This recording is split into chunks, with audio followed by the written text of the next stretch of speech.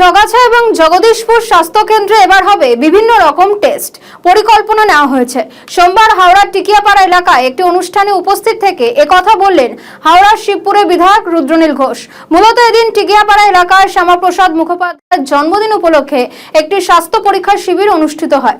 সেখানে উপস্থিত থেকে সাংবাদিকদের মুখোমুখি হয়ে তিনি একথা বলেন। তিনি বলেন, বিগত সরকারের আমলে রাজ্যের স্বাস্থ্য ব্যবস্থার অবস্থা ছিল কার্যত করুণ, যা আর রুদ্রনীল ঘোষের এই মন্তব্যে রীতিমতন খুশি এলাকার মানুষজন।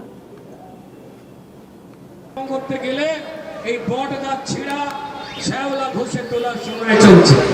আপনারা 15 একটা মাস, এই কয়েকটা মাসের জন্য নিশ্চয়ই সময় দেবেন। একটা মাস তরকারি রান্না হতে লোকটাকে আগে বাজারে পাঠাতে হয়, তারপর সেই যে ভারতীয় জনতা পার্টি আশীর্বাদ পেয়ে মানুষের যখনই সরকার গড়েছে, তারপরেই আমি কোনা জগদীশপুরে গিয়েছিলাম মিটিং করতে।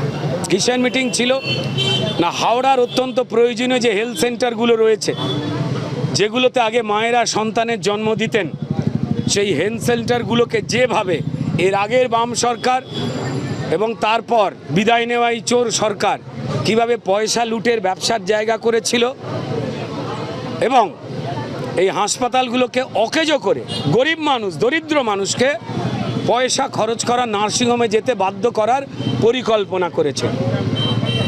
নতুন সরকার দায়বদ্ধ এবং প্রতিজ্ঞাবদ্ধ এই হেলথ সেন্টারগুলোকে সজীব করবার জন্য।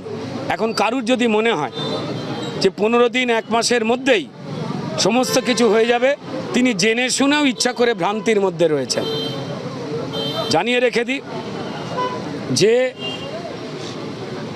জগাছায় যে হেলথ সেন্টারটি রয়েছে এবং জগদীশপুর, সেটা যাতে নানান ধরনের টেস্ট যাতে পলির ক্লিনিকের মতো হয়ে উঠতে পারে, তার জন্য পরিকল্পনা শুরু হয়ে গেছে এবং বাকি হেলথ সেন্টারগুলো যাতে পরিষেবা দিতে পারে সেই কাজ হয়ে গেছে।